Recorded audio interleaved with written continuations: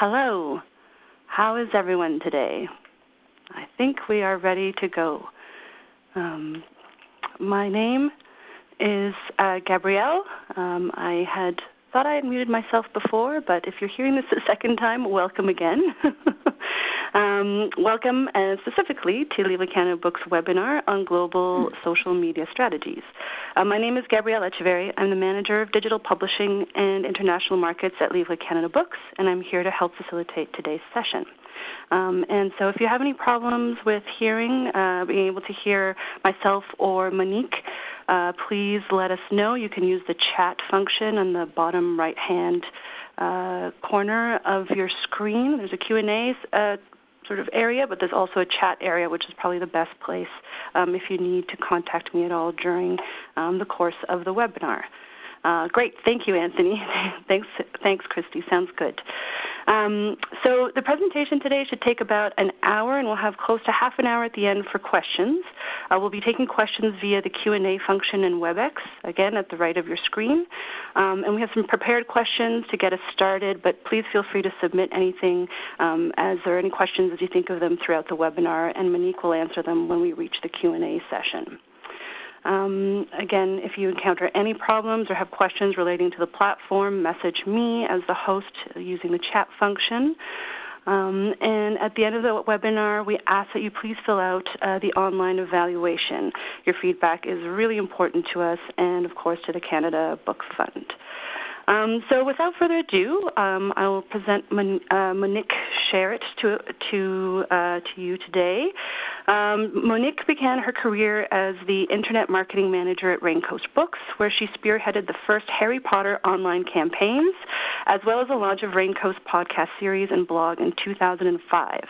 She founded Boxcar Marketing in 2007 and has continued to help organizations drive traffic to their sites, analyze the impact that traffic has on the bottom line, and identify actionable insights from reams of data. In addition to analytics consulting, Monique is a professor at Simon Fraser University, and she teaches social media, digital marketing, and technology.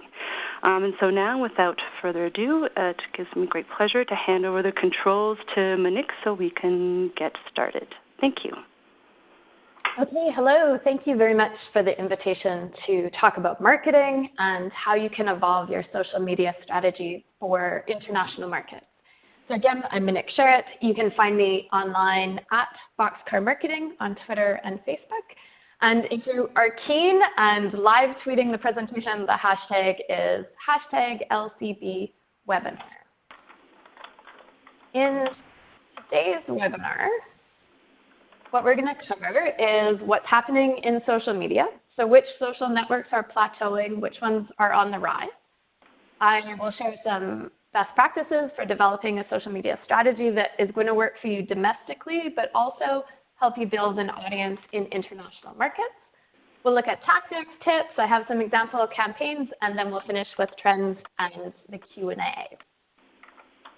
Now, I always like telling people up front what the lessons are because I know people remember the first thing they hear. So the first lesson is you want to document your strategy. Basically write it down because that's going to ensure at a press level that everybody understands and agrees on your social media goals, your audience, your brand voice and style, what networks you're going to use, how you're going to allocate your resources. And then the tactical lessons I'll share with you more in depth are to think like a TV network, or if you prefer print, magazine, newspaper, regular features. This helps you create efficiencies in how you create your content for social media. And the other tactic I'll share is pillar content. Again, it's an efficiency where you pick your social network of choice. Content gets posted there first, then repackaged and shared. We'll look at 3 trends, and those are going to be video, hashtags, and influencer marketing. We'll talk more deeply about each, and I have some case studies to share. So we'll start by unpacking what is happening in social media around the world. So different markets use social media differently, and you want to understand some of those differences in order to know what you can do in Canada, but also keeping an eye to those international markets. So first off, we have 3.5 billion social media users. Wow, it's a big number, right? That is 46% of the world's population using social media, and the data shows that we have this 13% year-on-year increase. And what, pray tell, are all those people doing? They are searching, posting, swiping, watching, reading. In the minute that it takes you to look at this chart, Google processes 3.8 million search queries. 87,500 people are tweeting. 188 million emails were just sent. Hopefully not to your inbox. Right? This is a really extraordinary time to be creating content for an audience, but the reality is there's a lot of noise. And the competition for attention is high. BookNet Canada's consumer survey into how Canadians spend their leisure time highlights that books are one form of entertainment among many. So if we look at the activities that compete with reading, social media, TV and movies, music, these are entertainment products that are driven by algorithms. Google search, Facebook, Instagram, YouTube, these are all data-driven companies with very deep insights into your every move. So what appears in your search results or your social media feed is really tailored to you. Netflix, Spotify run on predictive algorithms. So they look at your historic watching and listening preferences in order to predict what you are going to like and enjoy. And then they create their own programming, Netflix originals. We see this with Amazon, Kobo, Wattpad, where they're using that data to understand reading preference and then build out a publishing program. Even if we look here at cooking, as more people subscribe to the fresh box, this kind of paint by number cooking, algorithmically driven decisions. So this is really tough competition if you are a book marketer. The opportunity, of course, is to be present in these channels, to sponsor podcasts or ads on Spotify, Audible, to capitalize on that book-to-TV or book-to-film audience. And more accessible, the 60% of respondents surveyed who say they are browsing social media daily, that means we can have a strong presence on social media. That becomes an opportunity. Bex is asking if I'd like to leave. Not yet.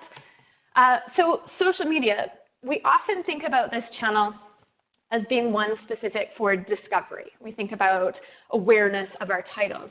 But Mary Meeker produces this annual Internet Trends Report, which is highly anticipated by trend watchers and marketers around the world. And what her data shows us is that social media is driving discovery. 78% of the time it's Facebook. But social is also driving purchases. So 55% of respondents in the US say they bought a product online after a social media discovery.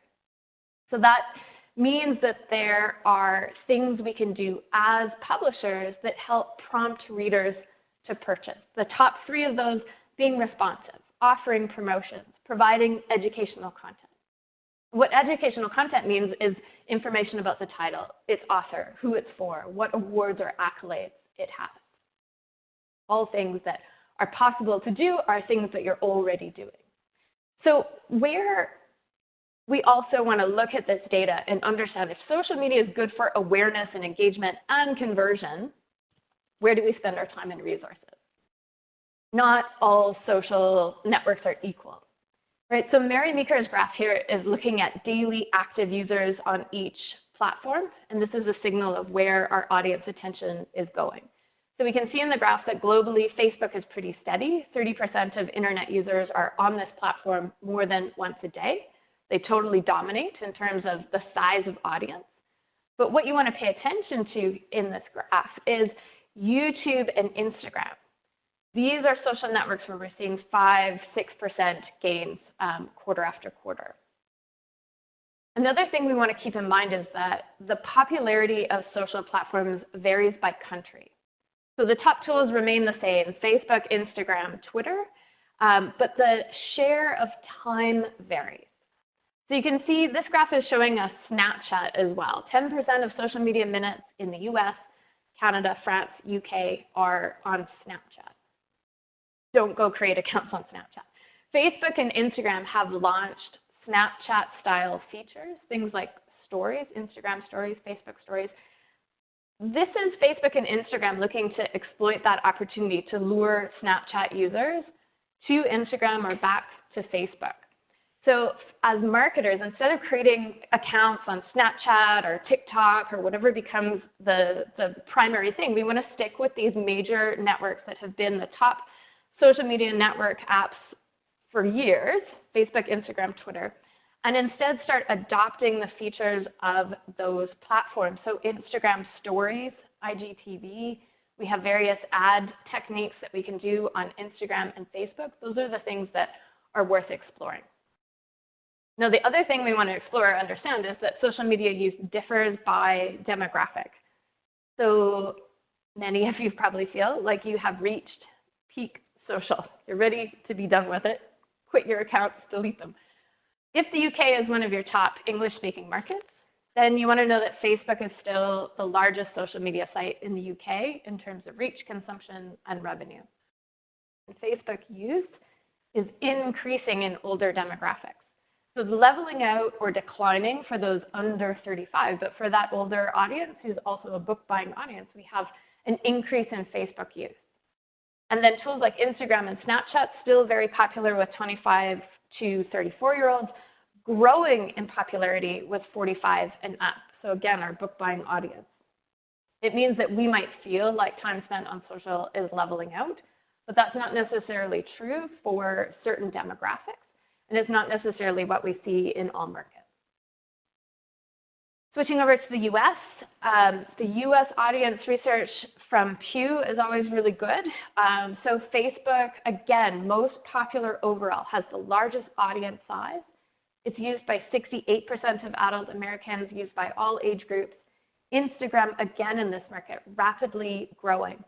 The audience skews slightly female and younger, but it appeals across ages, across gender. And then Twitter is really interesting. It's popular with people in their 20s, so a slightly younger audience. And we always assume it's a male audience because the news media reports widely on male trolls. This is Donald Trump's tool of choice. But the American audience is actually pretty evenly split. 24% of women online use Twitter, 23% of men online.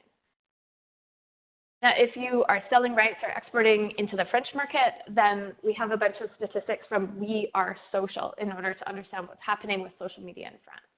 Again, Facebook dominates in terms of that audience size and daily use, but we see the strongest growth in Instagram. I should mention here the We Are Social reports are available for Germany, Italy, Spain, Australia, China, Singapore, Hong Kong, the list goes on. So it's a really great resource to understand social media in each of those markets that you might be interested in. And then, of course, domestically for the English language book market, we have the BookNet Canada data that shows us in terms of the top reported social networks. Facebook, YouTube rank at the top, followed distantly by Instagram, Twitter, Pinterest, and LinkedIn. So again, what this data tells us is that Facebook reigns supreme. There's no shock. They have over 2 billion active users globally, so they hold the majority market share in most of the markets that you would be looking at, Asia being the exception. The question for me out of all this data is always, well, where do publishers go to meet the reader? If this is what we know about the consumer research, is that reflected in where Canadian publishers spend their time, the social networks that they choose to be active on? So one of my Box for Marketing research projects is tracking how Canadian publishers are growing their social media presence over time. I track over 300 accounts. The majority of them are publishers, and then the rest of that mix are media, booksellers, sales reps.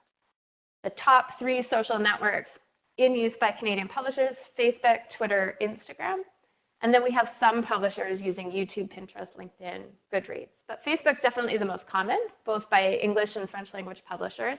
And then we see Twitter is widely used by English language publishers, less so by the French language publishers. And that's what we see in the We Are Social data as well for the UK and France. France is less interested in Twitter. Where the discrepancy is that consumers are highly active on YouTube, but only 16% of the publishers that I look at have a YouTube account. The standard example is Éditions d'Homme. They have a fantastic YouTube channel, 4,500 subscribers, regular content that's posted there, lots of best practices in play. So I highly recommend checking out their account. And then another example that I'm familiar with, because I've worked with House of Anansi, they have a YouTube channel where they post book trailers, studio chats with illustrators, and then many of you are probably familiar with their holiday campaign videos that get thousands of views each holiday season. So the other thing that I look at along with audience size is what does this look like for the industry? How does that follower count skew across the board if we look at number of fans?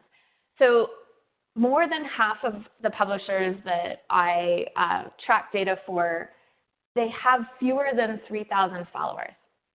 There are, of course, top performers, so 10,000 plus fans, Drawn and Quarterly, Guide de Voyage, Ulysses are two examples.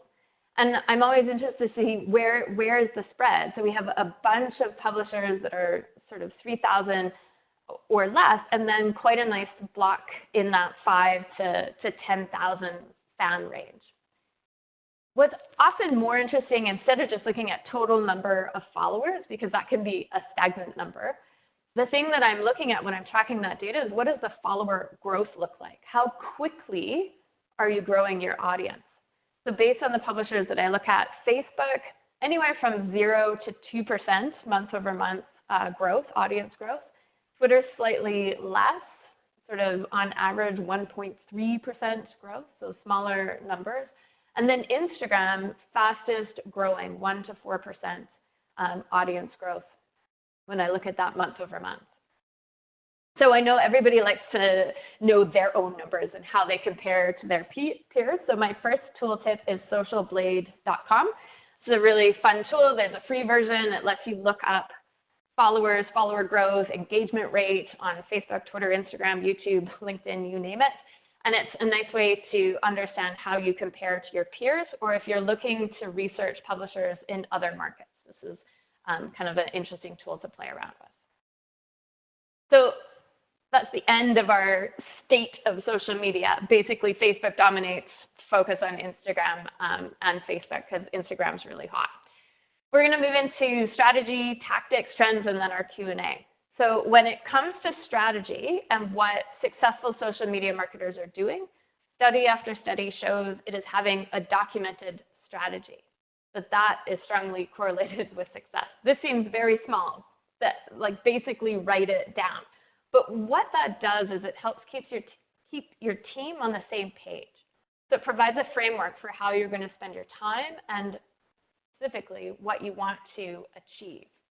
So the best approach is to keep it simple, flexible, and adaptable. You don't need to hire someone to help you with your strategy. A really basic strategy, you're going to focus on goals. What do you want to achieve? What's the outcome? Your audience, your branding, like the tone of voice, the style that you want to use in each of these social networks, where exactly you're going to allocate your resources. So do you have enough time and resources, human power, to focus on Facebook, Twitter, and Instagram, or you have to focus on one? And then post frequency. Post frequency is important because it is also related to how much time you're going to allocate. Quickly, publishers tend to underpost in Twitter. So those of you on Twitter, you want to aim for tweeting 4 to 15 times a day. Sounds crazy, right? But Twitter acts like a CBC or CNN news ticker. So you want to think about the same story, phrased slightly differently, but repeated often. This is a very different approach than what you would do on Facebook, LinkedIn, Instagram, where it's much more about quality versus quantity. So you might only be posting 2 to 3 times per week. So understanding post frequency can also help you decide which of these networks you want to allocate resources to, depending on how you're resourced internally. Now, if you advertise on Facebook or Instagram, this is a familiar reference point. You have to set your objective before you run an ad. So when we talk about goals or objectives, basically what we mean are outcomes. When we're setting our strategy, we want to understand, as marketers, what do we want? Do we want awareness? Do we want to reach people? Do we want to drive traffic to our site or have engagement on our social media posts? Are we looking for conversions or sales? What is it that we want? And part of setting those goals is having a very clear target number that we want to achieve. So if we want to set the target, we have to understand, well, what's the benchmark performance? What's our past performance look like?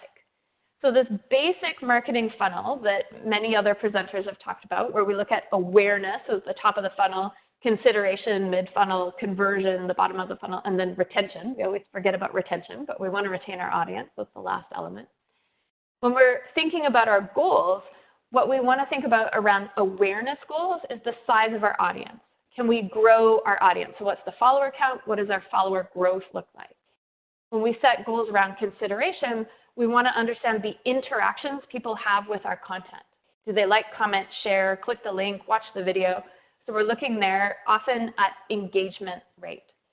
And then conversion, we want to know, does our social media audience do actions that are of value to us as a business? Do they sign up for events or newsletters so that we can build a long-term relationship with them? Do they purchase? Do they purchase more than once, right? Do we become a go-to source for them?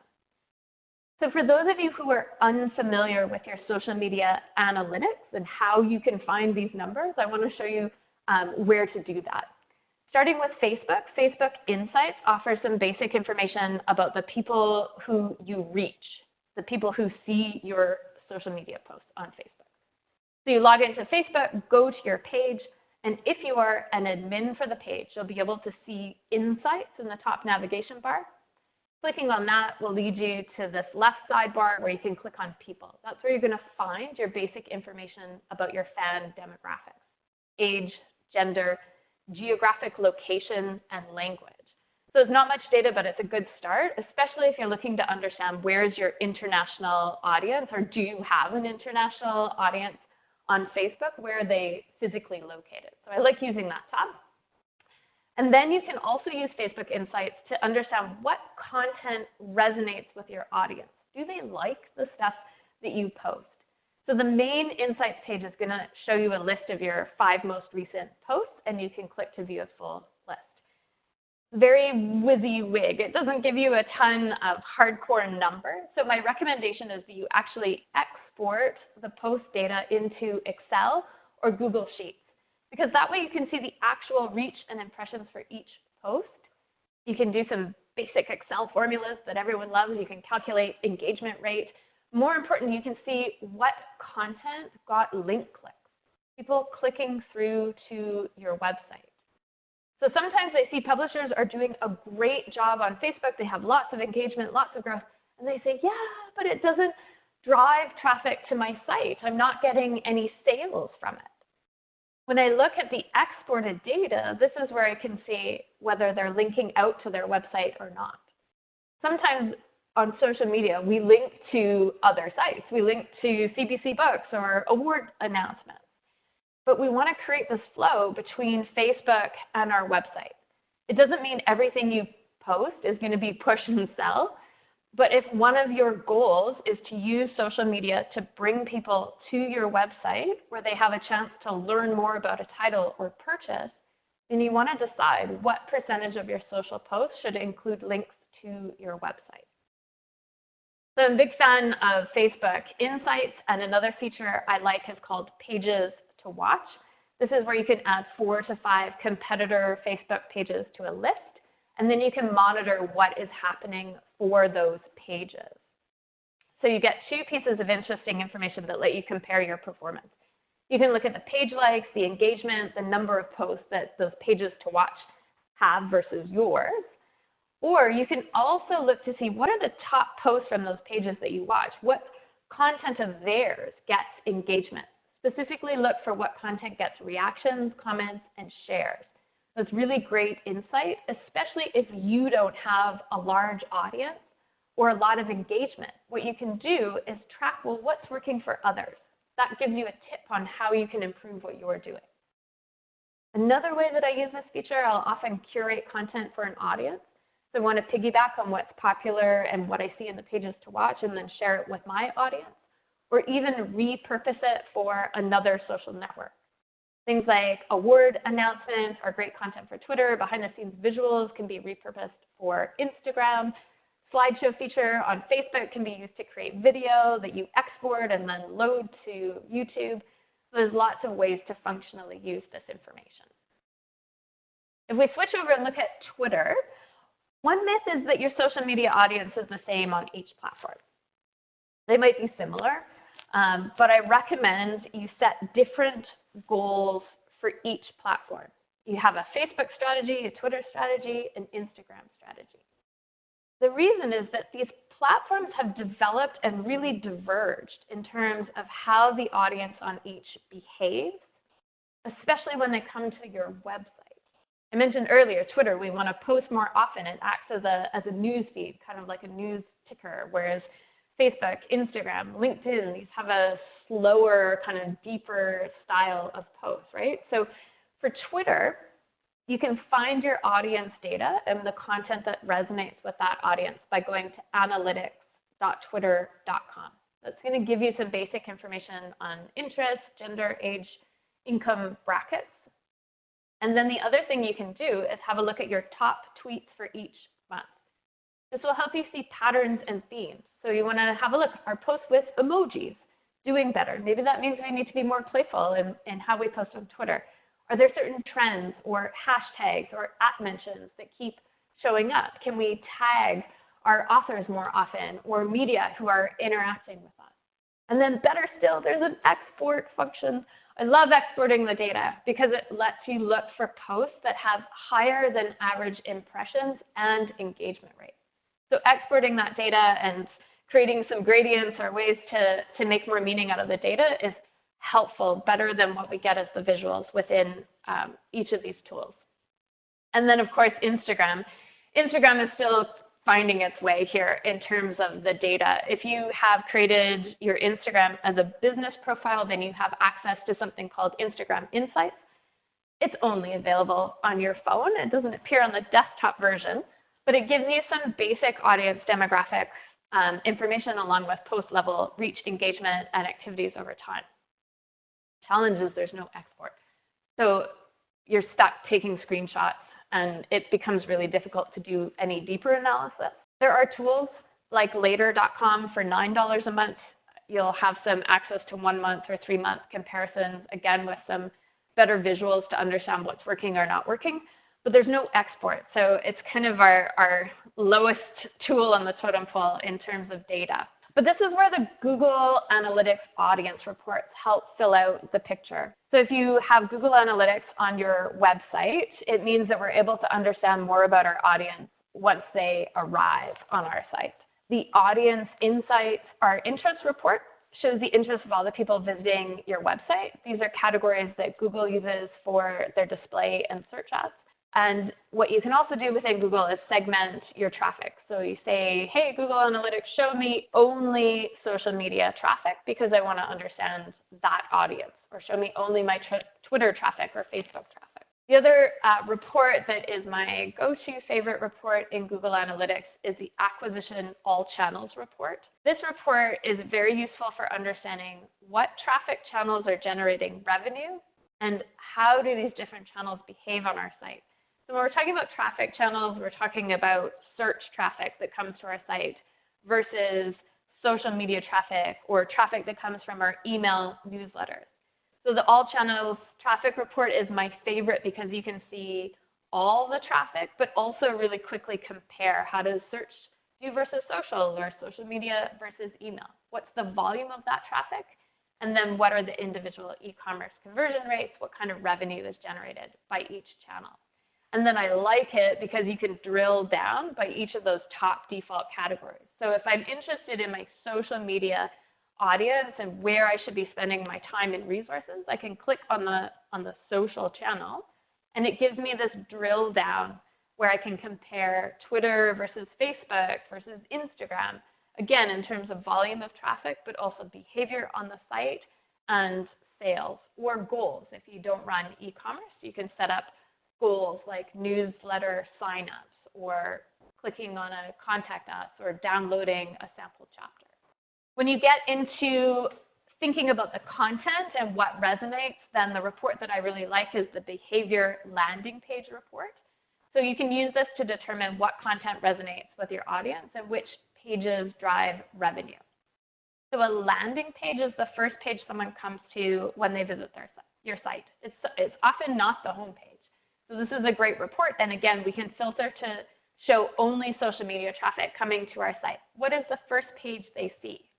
This helps us understand what book pages or blog posts are most popular, because those are the things we tend to link to on social media, so we're driving that social traffic to those pages. And what this report helps us do is understand which of those pages lead people to purchase. That's great because it's a tip that helps us understand what kind of backlist content we should be posting on social media. The other way that I like to use the audience reports in Google Analytics and Facebook is to see when your audience is online. You want to schedule your social media posts to appear when people are active and online. So these two reports are based on your local time zone, and they're helpful for thinking about, when can we post in that hump. That's typically sort of an 8 to 5, but sometimes we'll see discrepancies there. And then if you're looking for global data, so best times to post in other markets, Sprout Social and CoSchedule offer some good insights. The darker areas of the grid represent the highest engagement time. So for Facebook, that looks like 9 a.m. to 2 p.m., Wednesday, Thursday, Friday. If your focus is Canada and the US, then that means you should try to post 9 to 2 Eastern time, because that's where we have the largest concentration of population. If your focus is the European market, then you're going to use 9 to 2 p.m. Greenwich Mean Time. So you just look at these reports and adjust based on your market. And of course, there's no shortage of publicly available data that's going to help you set your goals for your strategy. There's lots of audience data research that will help you project forward. So you want to understand your existing audience and where you are today, but ideally we attract new people in new markets. So I mentioned that each of these platforms have diverged. They're very different. The top 3 popular tools globally: Facebook, Instagram, Twitter. If we're looking at audience research opportunities, so how we build and enter new markets, then we want to understand that each of these tools have different audience sizes, different activity volume, and engagement. So I'll give you some ideas of how to use these tools to find a new audience, not just engage with your existing audience. And we'll start with the leader, Facebook. Facebook has 2.41 billion active users. That is 1/4 of the world's population accessing Facebook at least once a month. And 89% of those users are outside of Canada and the US. The Facebook Audience Insights tool lets us understand the demographics of the Facebook user. So we can see that the largest user base out of any given country is actually India. 13% of all Facebook users are from India. And you might recall India was this year's guest of honor country at the Guadalajara International Book Fair. LCB has market guides on India that highlight the significant growth in the children's book market and the education market. So what I might do is take that kind of data and insights and then use Facebook Audience Insights to estimate the size of that Facebook audience in India with an interest in books and reading. That's going to help me consider ad and audience targeting or different interests that that audience might have. What are the pages that they like? What kind of activities do they do? Do they like? Do they comment? Do they share? What are the general demographics? So again, it helps me understand a new market with very quick, free audience research tools. So I'll show you an example of Otto Lengi. Otto Lengi Cookbooks. He's an Israeli-English chef, lives in the UK. He's published by Penguin Random House. His cookbook, Simple and Plenty, sold really well in Canada, so I was trying to pick something that we might all know. Now, if I wanted to bring him on tour, I know he was here earlier in the year, but if I want to think about, well, where do I do local promotions, or how do I do targeted online advertising? Then I can use Facebook Audience Insights to look up everyone on Facebook who lives in Canada and likes Otto Lengi. So what I can see here is that the audience is predominantly women, 35 to 44, who are married and college educated. a large percentage of them are in Toronto and Montreal. So if I was bringing an international author to Canada, I could use this consumer fan data along with my sales data to support some of those marketing decisions about where to send this person on tour. If you're buying rights, this kind of data can be used to estimate an author's fan base in Canada. And if it's not a celebrity author, then you look for what are the comps that have that celebrity vibe where there's an audience. That's going to give you these insights into the demographics and a little bit more about the location and pages that people in that audience group like. So it gives you an idea of what they're interested in. Another example, again, because most publishers don't have celebrity authors, so often you can use Facebook Audience Insights to look at interest around a particular type of reading. So if you're publishing comics, graphic novels, kid-oriented comics, we know this category has grown over the last 10 years. Typically, that's been driven by Marvel and DC, but the growth in trade book channels has come from these kid-oriented comics like Dogman or La Jean Jean by Alex A. Montreal illustrator. My son's a big fan. It's published by Presse Aventure. So Alex A. has 12 of the top 30 books in that comic category in 2018, according to the Quebec research that I looked at from BTLF. This trend that we're seeing in comics and graphic novels, we also see in France. So the first category in green comics, that's our American superhero comics. It's the smallest part of annual sales in France, but they have had the biggest growth over the last 10 years. Driven again, it's Marvel, DC, the rise of the superhero movies. The second growth category, largest growth category in yellow, that's the kids comics we were just talking about. So like in North America, French kids are reading more comics now than a decade ago. And there's this really great consumer study from the French Publishers Association that looks at comics as a leading cultural signal. So who reads comics, who buys them? And the screenshot there at the bottom is part of the first section of the study that was published in March, and then the follow-up was done just in July. And what's really interesting is that the profile of the French comic book buyer is not the typical male fan. She's 41 years old, educated, professional, and buys on average 19 books a year. 5 of those are kid-oriented comics or novels. So it means that we can do some research into this audience and actually understand a little bit more about reading habits and behavior in the French market. So what I did was a full demo of how to use Facebook Audience Insights, and I popped that on the Box for Marketing website and my YouTube channel, youtube.com/boxformarketing, and then you'll have the direct links when the slides are shared with you as well. What I found when I was researching that French market for manga and comics was that people in France 18+ who like manga also like Japan Expo. So this is the largest festival of Japanese culture in France. It's held every year in July. So if I have books in this market and I'm exporting to France, then that might be an event where I want a presence. So again, it's using this data to make some marketing decisions that are not necessarily online decisions. You can use them for how you do ad targeting, but you can also use them to help inform some of your offline marketing activities. And then at the bottom of the screen is another way when you use this audience data and you start to find a publisher or a festival or a thing that audience you want to interact with that they like, go to that brand's Facebook page. And there's a section, usually on desktop in the right-hand column, called Pages Liked by This Page. So what I have on the screen there is Norway was the guest of honor at Frankfurt this year. They have a dedicated Facebook page, 2,400 fans. By looking at the pages liked by this page, you can see some of the literary festivals and influencers that might be of interest to you, Canada, as the guest of honor next year. So there's just lots of free audience research opportunities that you can use with Facebook, but it's not the only tool. So we'll switch over and look at Twitter.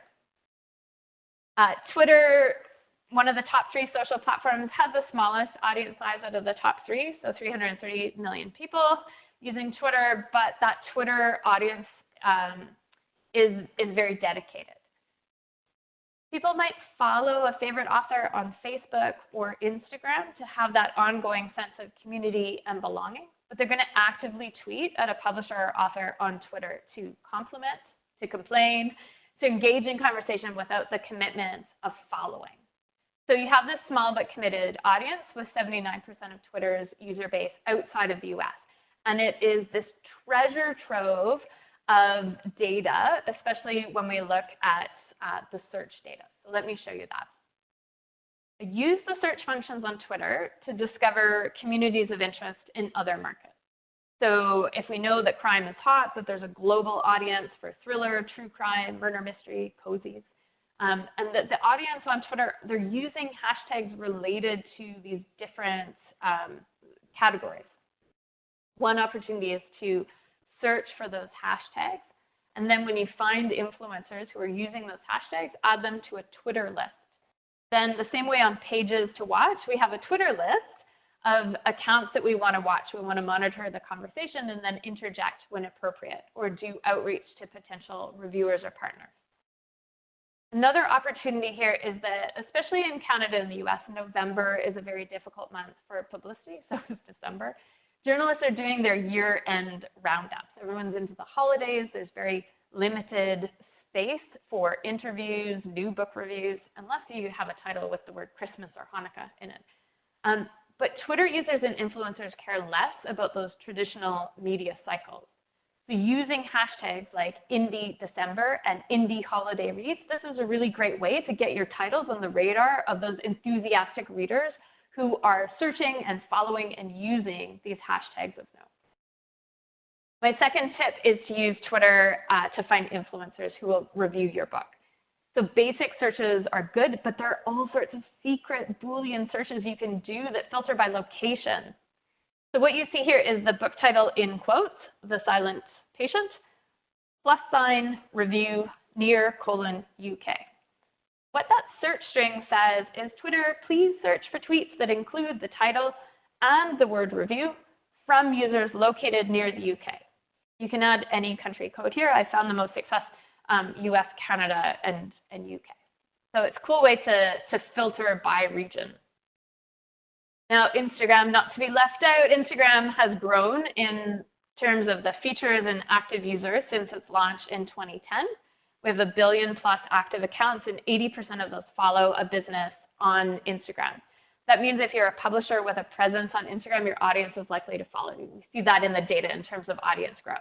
But stories and IGTV are two features of note that we want to start using, along with the shoppable feature. This is the thing that allows people to purchase without leaving Instagram if they're in the US, or to be able to have that click-to-buy link directly to your website. And what we want to understand with Instagram is that it is a very visual medium. This is where businesses can showcase their distinct brand style and voice. So if we look to Indigo, large book retailer in Canada, they're able to mine their customer data from loyalty cards and point of sales to really understand their core customer and to reflect that customer in their social media posts. So what you have on the screen are the Instagram images, and it conveys this modern color palette and a very specific lifestyle, where reading enriches your life, or reading is a reward. It's a way to spoil yourself. Books are aligned with coffee, candles, quiet time by yourself.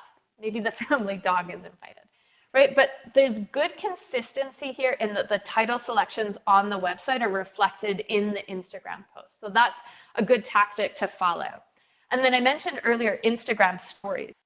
These are quick videos or slideshows. They're in portrait mode, so vertical rather than landscape. And I've just got some screenshots there of 4 frames that were part of an introduction to The Passenger, which is a travel series by Italian publisher Iperborea. The series is designed by Tomo Tomo. This is a Milan-based graphic design studio. And the publications have this very clean, sleek look that, same as Indigo, you see that consistent brand style followed through in the style and tone of voice that they use on social media. Now, the same way that Indigo has done a ton of consumer research, the team behind the Passenger series did 2 years of market research and planning before publishing the first volume in 2018. What that research identified was in Italy, there was this gap in the travel market where the existing guides, websites, apps answered the how, the where, the when of a destination. But the unanswered question was, what's this place? Who are its people? So the Passenger series is this response to those unanswered questions, and it's been highly successful. The print run is 15,000 copies for each. The 6 titles to date have been on bestseller lists. And if we think domestically to that BookNet Canada research that we looked at earlier, and what competes with books, social media, movies, TV, music, food, the Passenger series really embraces that interest in those kind of leisure activities. So each volume includes 10 to 12 long-form pieces or photo essays. They're accompanied by content that works really well on social media, illustrations, infographics, book and film recommendations, and they even create location-specific Spotify playlists. So if you're unfamiliar with the Passenger series, Monocle published a great feature on them in October, which coincided with the announcement that Hyperborea is co-publishing the Passenger series in English with Europa Edition starting in May. Europa is going to handle the translations and publicity with sales and distribution by PGW and Ingram in the US and Independent Alliance in the UK and worldwide. So if you're not familiar with this series, you're going to see it in the market soon. And since we're talking about how you develop this kind of brand style on Instagram that's really important, there are tools like later.com that help you curate that. You can schedule your Instagram posts to see what are new visitors to your site or to your Instagram profile going to see? How do you visually make a mark there? So in terms of summarizing that strategy, you want to document your strategy, write it down.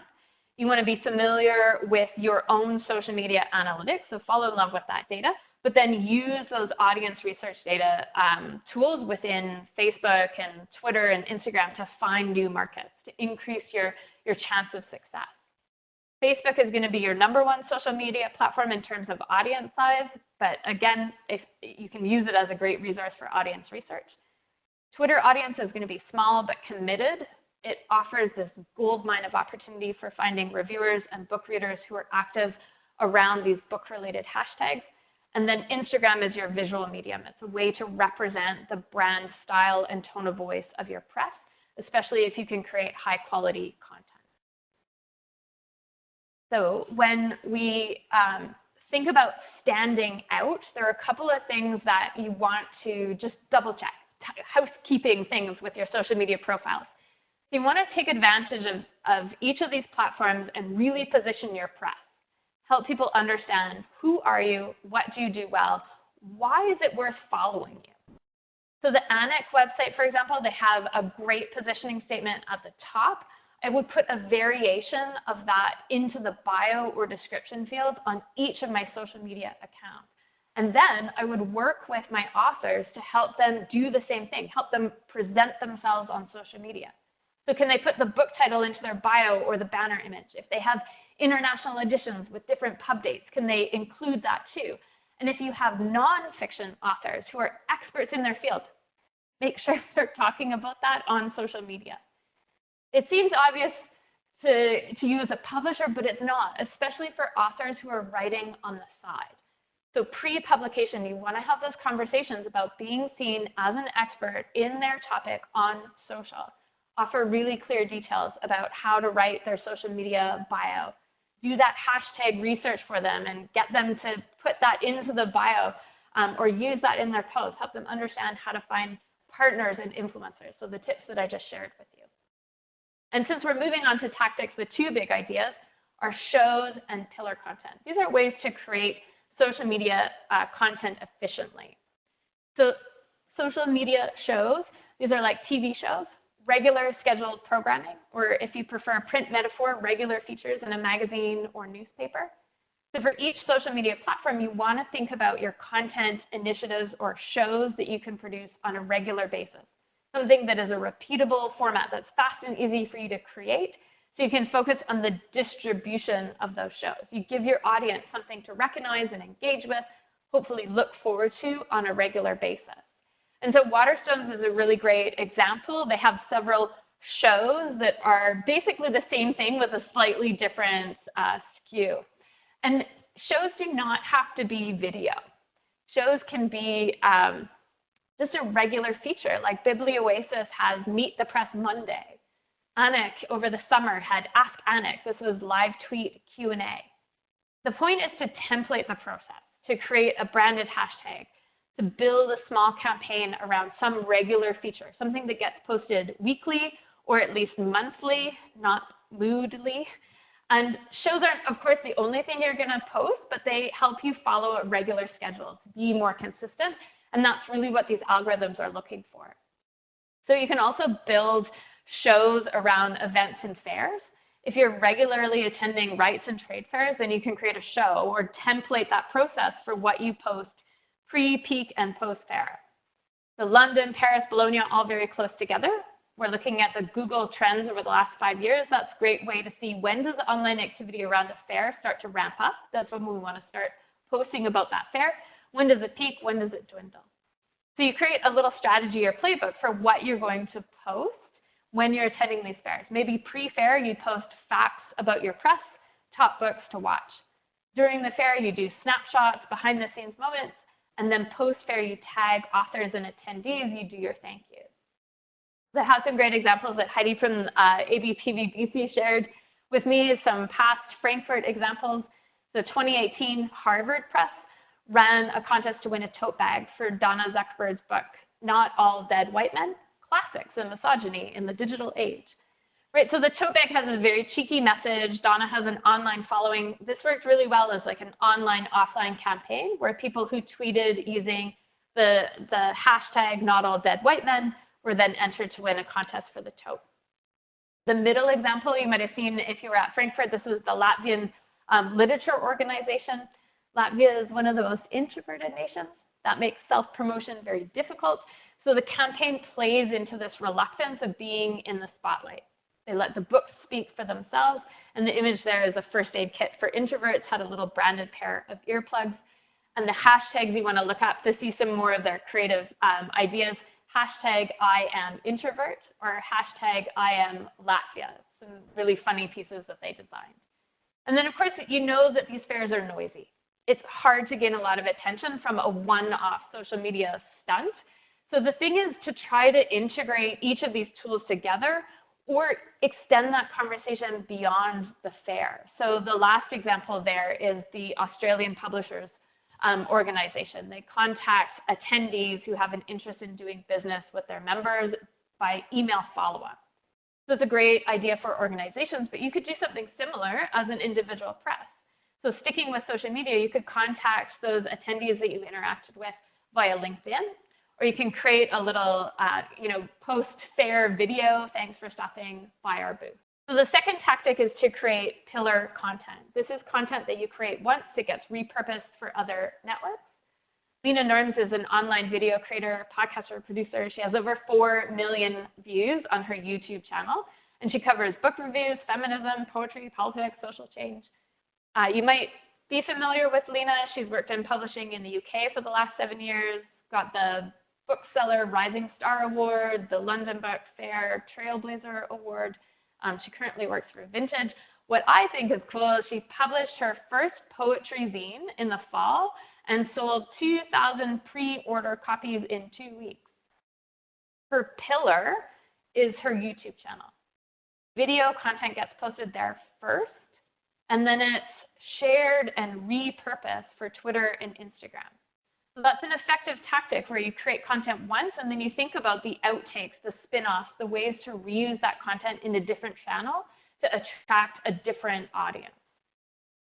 So action items are ways to think about shows and pillar content together. Shows are regular content that you create. Pillar content is like, how do you distribute it? So if we think about something like Frankfurt, each of these platforms has a different vibe, different audience expectations. So Twitter is really good for trade events because there's a sense of immediacy to the content that people want to see on Twitter. Tag people, you build conversation around the trade show hashtag. Facebook allows for longer, more in-depth posts. So share multiple photos as a slideshow. Write up daily event recaps. Like use the absolute max amount of space that you can in a post. Or even think about hosting Facebook Live events at your booth. And then Instagram is very visual, so you want to showcase your booth. Record an Instagram story. Live pitch one of your titles. Show people what it's like to pitch at the fair or to be in one of those lounges. And then if you have video that's longer, 1 to 3 minutes, IGTV is really good for that. So each of these platforms let you tag a location. This is particularly effective with Instagram. If you have attendees or people who wish they were attending, they're going to use that search function for the event hashtag to see what's happening or what they missed. So you want to use those tags as a way to get on the radar of people. And then you can turn any of those ideas into a regular show, a thing that you always do for every fair. Or what you can do is think about, what is our top social media platform where we have the most engagement? We're going to use that as our pillar. So if it's Facebook, pre-event, we run a whole bunch of promotions or generate excitement, hype. And then at the event, we switch over and repurpose some of that content for Twitter. So we schedule tweets that our author is now live on stage, or we schedule announcements that our content is live, or we run a poll question. And then anything visual, we pull off of Facebook and rework for Instagram. And then post-fair, we kind of string it together into video content that we can repurpose and post on YouTube, or we send that as a follow-up to attendees on LinkedIn, or we plug our newsletter, stay in touch with what rates we have or what we're selling. So you want to get all of these things working together. And I know you're all on mute, but I can hear you thinking, yes, how do we manage all of that? So I really recommend social media scheduling tools or social media management tools. There's a lot of different options, different price points. But if you're a rights manager and you're okay taking photos or video at the fair, but you do not have time or capacity to look up hashtags or write witty captions, these tools let you upload that content to a media library or to draft a post that can then be refined and published by your social media person later. So we're going to move on to trends 3, video, hashtags, influencer marketing. That first trend is video. Marymaker's Internet Trends report says that there are 200 million views of booktuber content. That's any YouTube content that's book-related. Reviews, unboxings, interviews, fan fiction. The Lena Norms of the world are here. And YouTube is really this preferred tool for that younger audience. If you're 40 plus, it is hard to understand how watching is better than reading, but that's the trend. So the top consideration here is that it's not a TV world, it's a mobile world. So social media users view their social media content on a mobile device. They're not rotating the screen. So we want to think about how we frame what we're filming so that it works in both orientations. And then the optimal length is 2 to 5 minutes, basically so Facebook and YouTube can put an ad at the 1 minute mark. Thank you very much. But it has an impact for you on reach and engagement of that video. And then, of course, we want to think about search engine optimization, especially on YouTube, where we have opportunities to write descriptions that are 300 words or more. So YouTube is owned by Google. YouTube videos show up in search results. This is where that search engine optimization comes into play. And it means doing some research into what are the popular words or phrases that people might enter into a search engine when they're looking for this type of book or author. And then we want to ensure those phrases are in your captions, descriptions, and in the video transcript. Now, video, again, is not just for YouTube. It's trending on Facebook as well. And the Facebook algorithm really favors video, ranks it highly in people's news feeds. And that algorithm monitors how long people watch your video. So it's not just build it and they will come. You have to really think about scripting your video. Facebook wants that natural break at the 1 minute mark because that's where the first ad goes. So you want to consider the length of your video and optimizing for that revenue. But there are 3 other things that Facebook cares about. So loyalty and intent. They're looking to see you have a marketing strategy that has a consistent video scheduling strategy. So this is back to that idea of shows. Like every Monday at 2 p.m., we're going to create expectation and intent among our audience that we're going to do this little Facebook Live video. The other thing they look at is the video and the view duration. So I mentioned that 1 minute mark. 3 minutes gets you a little bit of an extra boost, again, because they can sell another ad. And then originality. Facebook wants you to upload original content or use Facebook Live. So not just linking to something that you've already posted on YouTube. think about uploading it to Facebook. And then our friends at Instagram, not to be left out, Instagram is also very much geared in its algorithm to video post stories and IGTV. The thing to consider about stories, these are consumed actively. Users have to tap on your story thumbnail in order to view it. So that's a really high signal to the algorithm. This is a meaningful connection. They want to see it. It's not just that they're passively scrolling and your Instagram post happens to appear. So publishers are underutilizing the stories feature. I would say you want to focus on the quality of images that you use in your Instagram posts, but start experimenting with stories. These are fun, they're more scrappy. Think about them as outtakes from a photo shoot or like quick and dirty behind the scenes setting up the booth at the fair, right? You want to use both. And the graph here is showing that brands get 37% of their impressions from stories. So it's finding a way to use both, and it all comes back to this idea of shows and pillar content. Facebook videos and stories, Instagram stories and IGTV, YouTube. So if you have a regularly scheduled show that can be repurposed on other social media channels, you're creating these efficiencies in your content production, and you're keeping your social media accounts active. Now, everybody needs tips and inspiration. Secret weapon, facebook.com/ads/library. This lets you see any ad that any company is running on Facebook. There's lots of video content here, so I use it for ideas, but also I look for ads of interest, either that other publishers are running or other publishers in other markets.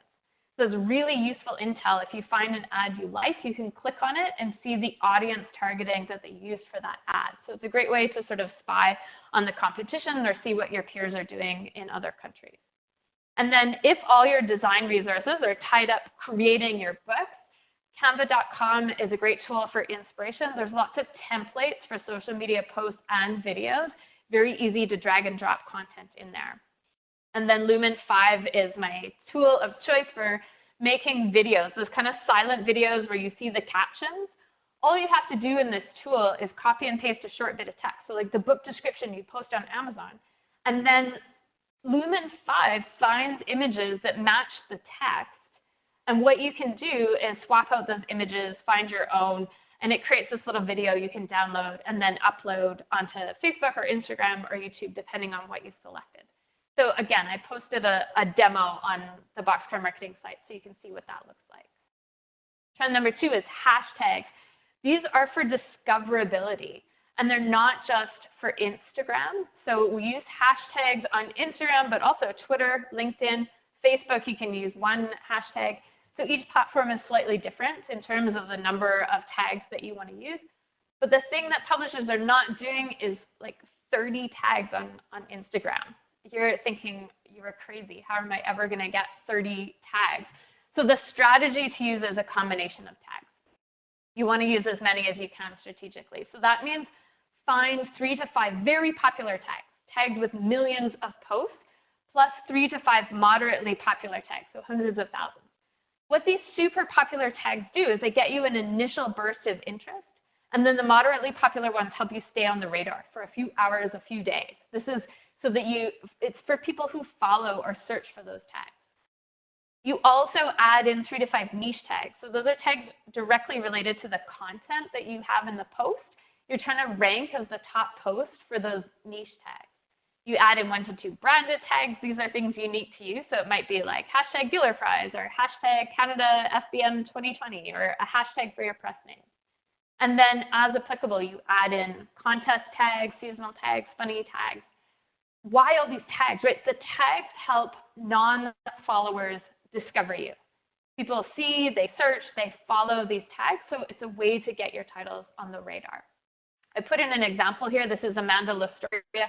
She's the first person to get a PhD in publishing in North America. I know her from SFU. Her thesis looks at the history of book production in Alice in Wonderland. So you can see how she's using hashtags in her Twitter bio. That's a really great tip that you want especially your authors to be using. But what it does is it lets people who discover her profile through Twitter see what conversations she's actively involved in. So hashtag PhD, hashtag publishing, hashtag Alice in Wonderland, book design. Then in each of the individual posts, we have different ways that the hashtags are used. So different frequency. And all of this is familiar to you. If you do metadata for Amazon or anything else, right? Hashtags is just another word for how we find the words that people are using to describe our titles. The library saying word clouds, Goodreads, BookBub, Amazon, those are great sources for trying to figure out what hashtags to use.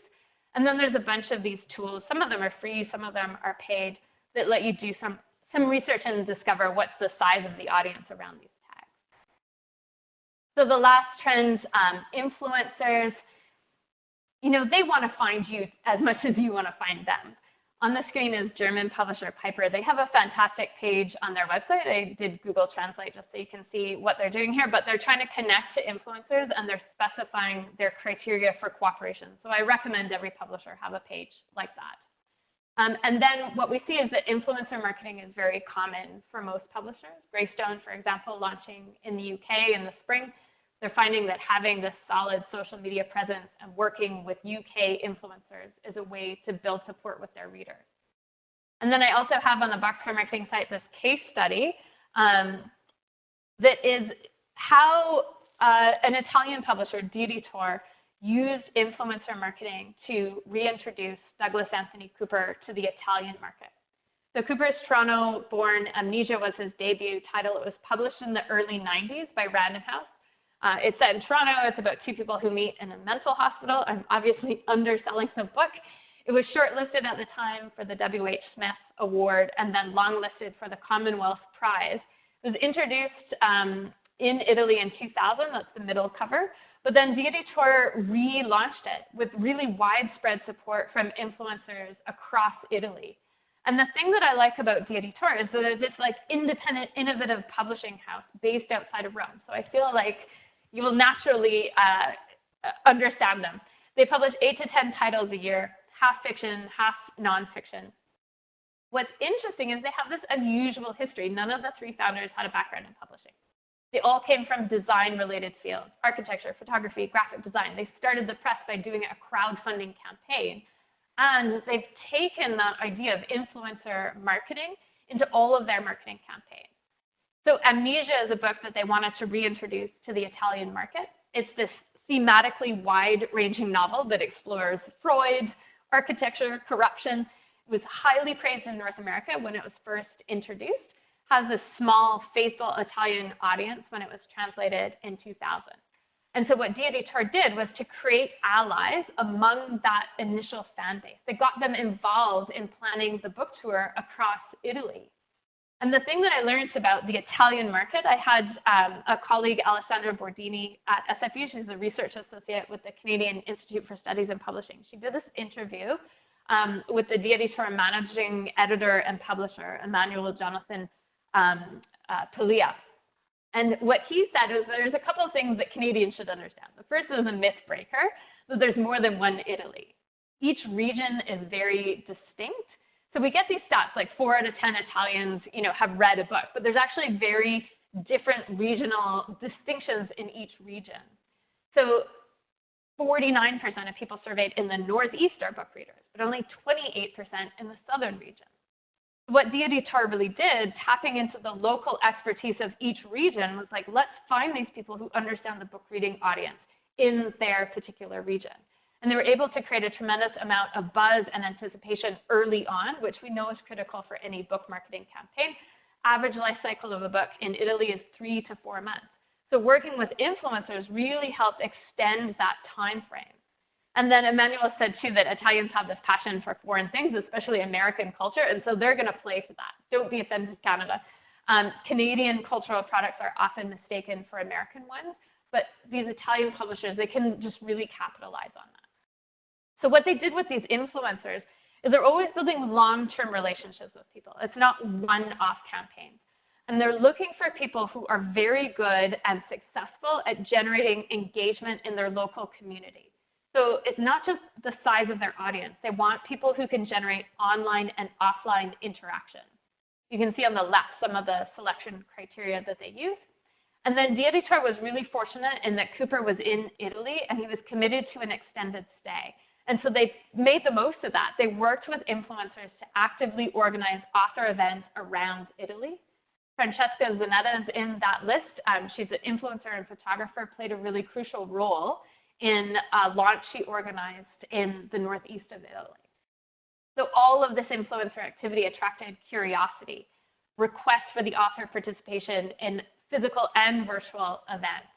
And so Dieditore was able to connect first those fans who fell in love with the architectural references, who were familiar with the 2000 edition, but then second, connecting into the writing community fans, the photography community fans, using these influencers to really get on the radar. So what you'll find in the full interview and the case study on the Boxcar Marketing site is are these top lessons that you really want to start in any market early. Scheduling reviews months in advance helps the editor establish a certain brand authority and reputation in that market. All of the marketing efforts are about building momentum to create that snowball effect. The second thing they did was they invested in non-traditional tactics, so get the book in front of as many readers as possible. Yes, they pitched to bookshops, but sometimes those gatekeepers are really difficult to get by in an international market. And so what they did is they extended the life cycle of the book by scheduling author events and blogger events, influencer events, beyond that traditional 3 to 4 month window. The third tip there, be creative. It's a very crowded market. Emmanuel said there are more books than readers in Italy. So you always have to be very creative, capitalize on any circumstance you can. For them, it was having a Canadian author in Italy. And so that was unusual, but they were able to leverage that. And then they said, removing the foreignness of the author is one thing, tapping into the Americanism. But Dieditore is based in Rome. So even in Italy, different parts of Italy, they're seen as an outsider. Their ability to enhance the appeal of the title came from working with those influencers, having an eye on the fan community, engaging over a long period of time. And it's really the main lesson was that there's no big breakout from a single influencer or event. You have to create this steady drum roll over several months that create that cumulative effect and really gain traction in the market. So there are some tools that help you find these people. I mentioned Twitter as a way to find reviewers. There's a tool called Correlate that you can use to find influencers on Instagram, and it manages some of the outreach. But all of this brings us back to the beginning, right? So our lesson in review, we want to write down our strategy, familiarize ourselves with the audience data and analytics. We want to create efficient workflows around content creation. So think about shows, repeatable features, and pillar content, focus on one channel, repurpose for others.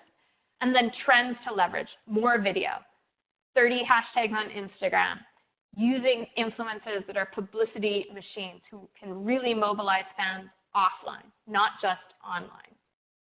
And so my parting thought, the tools are never going to stay the day. So you really need these strategic plays that we talked about with the audience data. You want to write down the plan, get the whole team in agreement, use this idea of shows and pillar content. The reward is going to be in well-planned workflows. Robert Caruso is one of the world's top social media marketers, and he happily says there's no shortcut to doing social well. So hopefully I've given you some strategy and tactics that you can bring into your own playbook. So I'll stop now and open it up for any questions. That's great. Thank you, Monique. That was great. I've learned so much. And as you said, when you're like, you can't hear, you can hear us, but I was thinking a lot of those same questions. How on earth will we do this? That's a lot of data to get through. But so if anybody has questions, I'd invite you to enter them in the Q&A text box to begin with. I will, in the meantime, if that's okay with you, Monique, I'll ask you a few questions over the mic and then let people type any questions in they might have. Does that sound good? Okay, excellent. So I have several questions, but a few that I was thinking about just listening to this and thinking about how we do social media here at Livre Canada Books. One of the things I find is really sort of difficult about social media is sort of fitting it into your workflow. So I mean, what you've described is a lot of work, right? Creating content for a lot of different for different accounts, but also being able to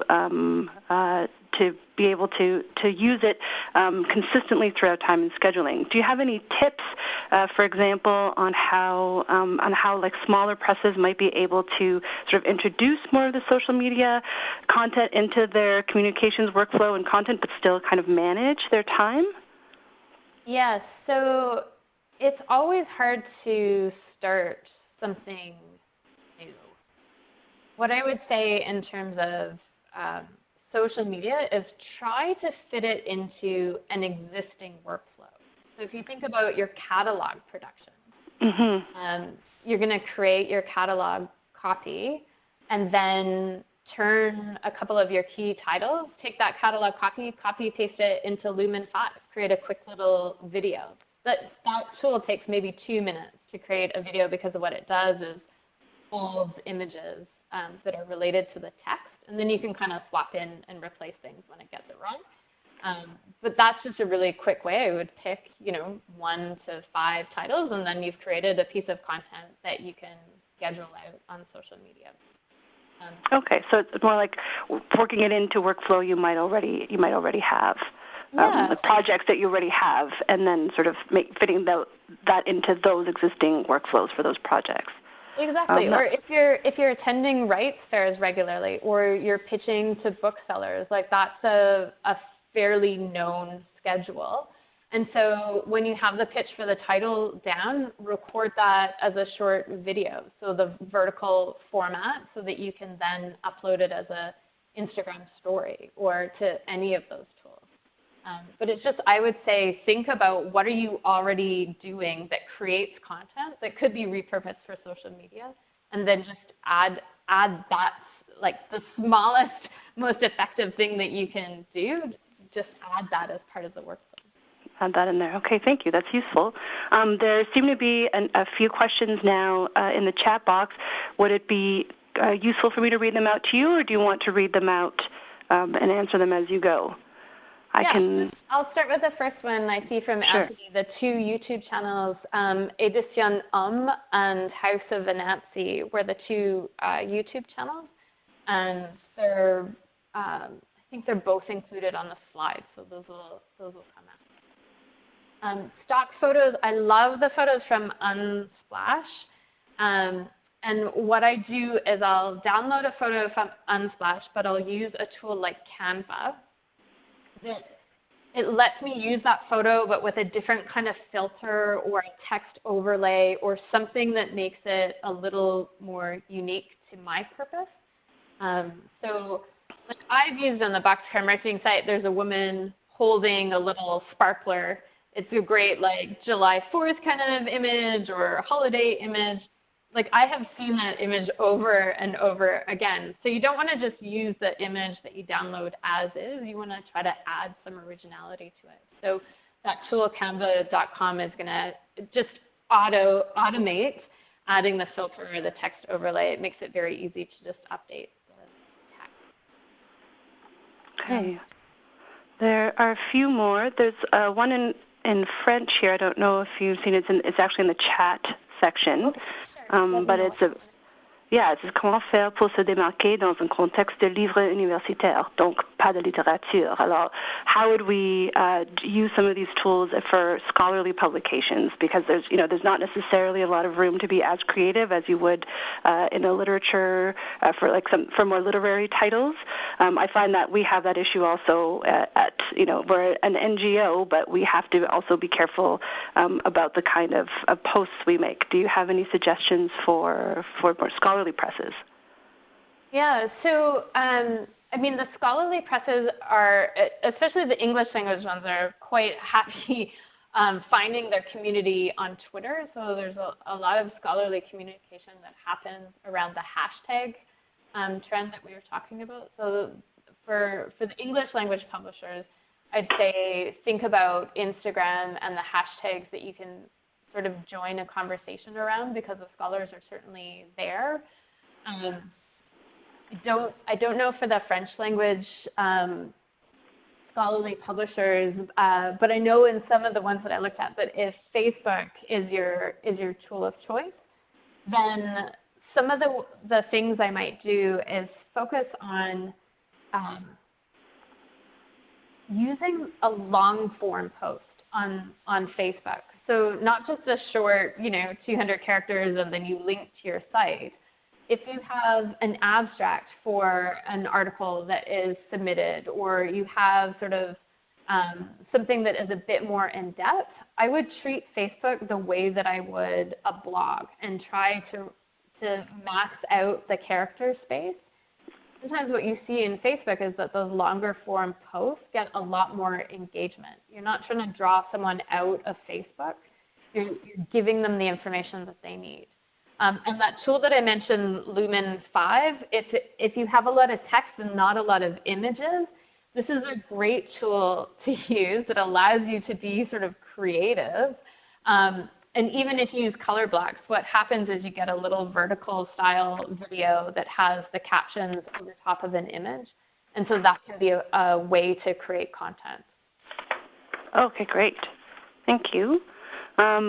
I'm looking at another question here that I think was sent privately to me as the host, so you may not be able to see it, but it has to do, it's a question about hashtags, which I think you sort of were just mentioning it. That's one thing I find in French language posts, the hashtags, you have to kind of work a little bit harder to find them. But this is a question more generally about hashtags and hashtags use. Sometimes it's harder. It seems that on Instagram, for example, when using hashtags, the person who's asking the question seems to get less engagement when the post seems more spontaneous. Is there any reason for that that you can think of? That's a tricky question without seeing a post as an example. Sometimes it has to do with how many hashtags are used. So you want a little flurry of hashtags, 15 to 30. And if you're just using one hashtag or 5 in Instagram, I have seen publishers where you're not getting a lot of engagement unless you start to use some of those really popular tags. So for example, children's literature, we've got hashtag kidlit, very popular. Tag, you want to use that, but in addition, like kidlit chat, kidlit art, kidlit crafts. There's a lot more activity that happens in some of these niche tags where you can get on the radar, but what you want to use those super popular ones, or sometimes even one word, like hashtag publishing, or hashtag designer, hashtag illustrator, hashtag writer. Those are some of those super popular ones because they're very generic, but adding those into the post can sometimes help with the reach, which in turn then helps with the engagement. Okay, excellent. Thank you. I see a couple more questions here. If everyone still has time, we can carry on. Monique, does that work for you? Yes, of course, yeah. Okay, excellent. I see there's a message from Hannah in the Q&A about increasing your Facebook following and engagement in particular. Yes. So maybe I'll start with that one. One of the things you want to consider is how many fans do you have currently? So if you have less than 5,000 fans on Facebook, what I would say is you want to focus on increasing reach. You want to ensure that your posts reach more people and you grow that audience as much as you can, and then the engagement is gonna follow to that. But I would focus, if you have less than 5,000 fans, focus on just building the audience and having sort of high follower growth. It's become a very much pay-to-play space. And so what I do with a very small ad budget is that I will take like $10 or $5 even. And for posts that are really important, like I have something to say or a great awards announcement or a really excellent video or piece of content, I will promote that post to my existing fans. This seems counterintuitive, but the way the algorithm works is that maybe 1 to 16% of your fan base use any given post. So by allocating a small budget to ensure your people who've already said, I like your stuff, I want to see it, just ensure that they see it, that in turn helps with engagement because you're making sure that people who want to see your stuff see it, and because they want to see it, they tend to engage with it. Some engagement tactics. Facebook really wants you to focus on conversation that happens between people in a thread.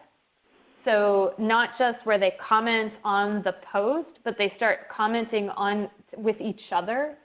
So any way that you can create a Facebook caption that allows for that conversation to happen, this is what Facebook sees as a meaningful connection, that's going to help with the engagement of posts overall. Okay, that's very useful. Thank you. There's two more questions that were sent in the chat panel, and one again is about how increasing engagement, but one for a publisher that has mainly one author and 25 titles, so it's a very small publisher, a new title every 2 years. How do you keep that content fresh? There's a guy near Eel, N-I-R, and his last name is E-Y-A-L. He published a book a couple years ago called Hooked, and he has a new book called Indistractable. He does a great job of repurposing content from that book to spread that content over months. And he's not oversharing information that is in the book. Often it's the same kind of lessons, but he's doing it in this targeted way to spread the message as widely and broadly as possible. And so what I would say is you just want to think about how can you create spin-offs, or if it is more visual content, like different elements, anything that you kind of figure out the show that you can create as a regular thing. So if there's factoids in the book, then you schedule those out for, Thursdays at 3, or Fun Fact Friday is a hashtag that already exists. So you try to find some meme that's happening already where you just are able to insert your title or author into that conversation. Okay, that's great.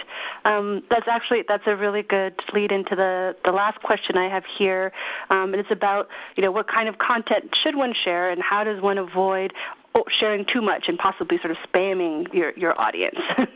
You want to post a lot, but you don't want to be too aggressive about it. Yes, I mean the algorithms happily dial down our content. So I do hear this comment frequently where we don't want to overpost and lose fans. One metric to watch is your followers. So if you up the post frequency, does that actually have an impact on the number of fans we lose versus the number of fans that we gain? So you want to run that as an experiment. But in general, it's very difficult to post too often. So the algorithms purposely filter out what our followers see, and they show our followers content that gets high engagement and has some kind of recency and affinity around it, and these where there's multiple conversations that start to happen around a post. So not just straight up engagement. So I would challenge you to publish more. So Twitter, 4 to 15 times a day, do an experiment for a month and see if you really do lose fans. Facebook, Instagram, Twitter, 2 to 3 times a week if you have good, high quality content. I'd rather publishers post less frequently, something that is good, and use the time to engage with their audience. So we don't publish a book and send it to the store and hope that works. We have a marketing campaign around the title.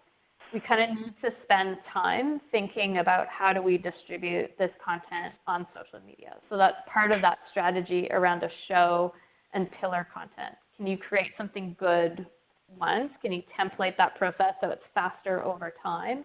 But then can you repurpose that content as a way to really think about a distribution strategy or a small scale campaign around that type of content? Okay, that's excellent. Thank you. And I think you can probably see this next question that came in. This one's in the Q&A panel. It's from Sarah Reeves. It says, which matters more, page followers or page likes? Yeah, nobody knows.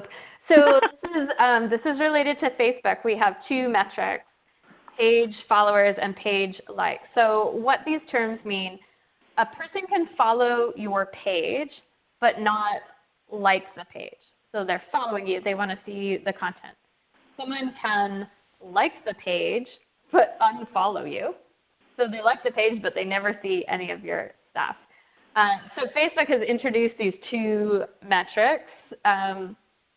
Both of them are strange half measures of what we care about, which is why I always recommend you want to export the data, the post data, to really see like what is the actual reach and impressions that you're getting per post, because that's telling you if like how many people are seeing your content.